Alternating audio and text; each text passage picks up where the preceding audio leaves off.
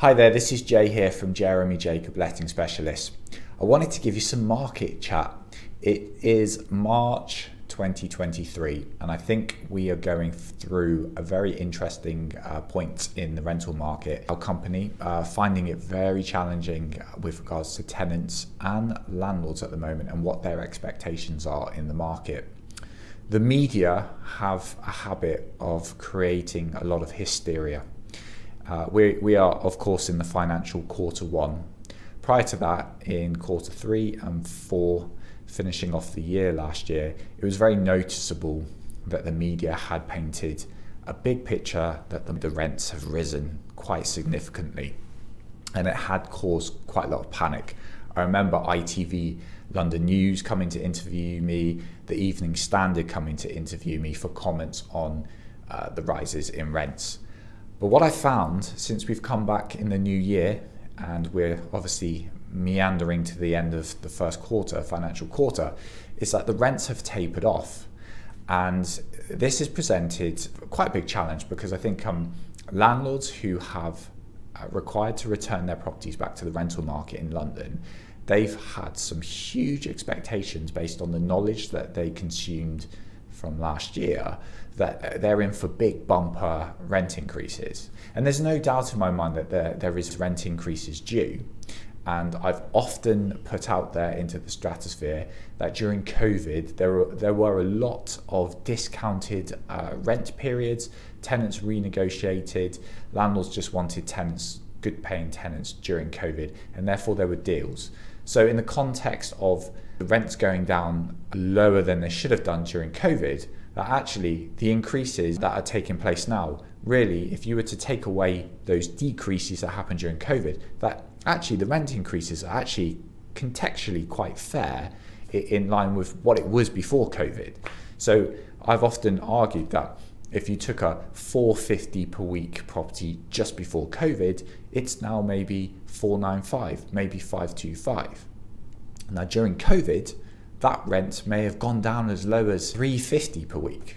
So if you go from 350 per week up to 495 per week, that looks staggering in terms of the rent increase. And that has been also a further challenge in the marketplace.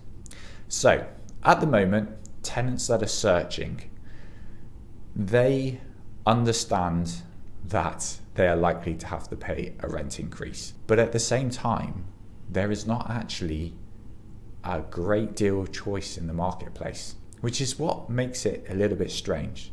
So rents have tapered off, but if there are tenants looking and there's not enough properties in the marketplace to choose from, that points back to rent increases. It's a simple supply and demand thing. So it's a challenge at the moment.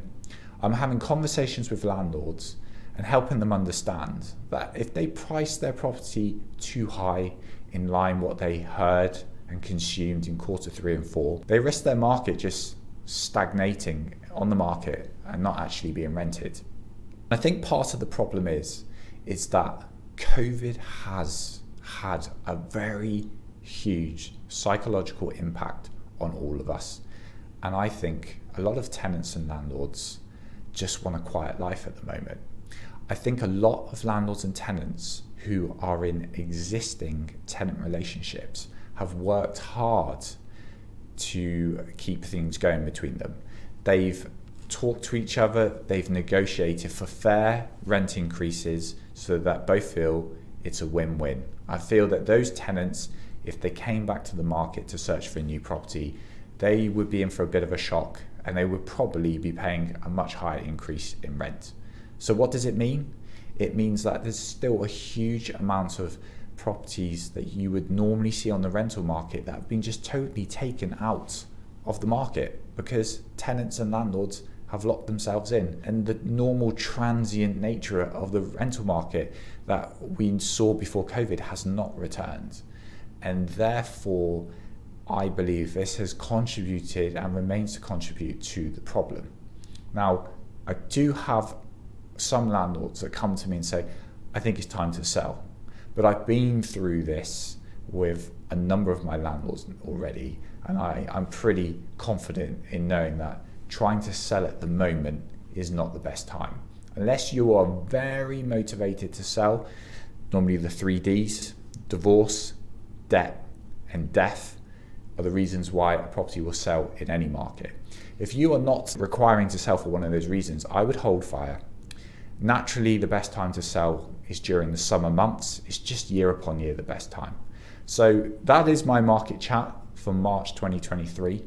I am very curious and yearning to see what quarter two is going to hold for us. We've got a lot of things swirling around at the moment with the government and what they're trying to do to try and kickstart our economy, international events as well. I don't think any estate agent truly knows what is next around the corner. We are, after all, just estate agents. But that is my commentary. It's real commentary, boots on the ground type of stuff, and I hope it helps. And I will try and update you again shortly with any new perspectives or shapings that I am seeing in the market.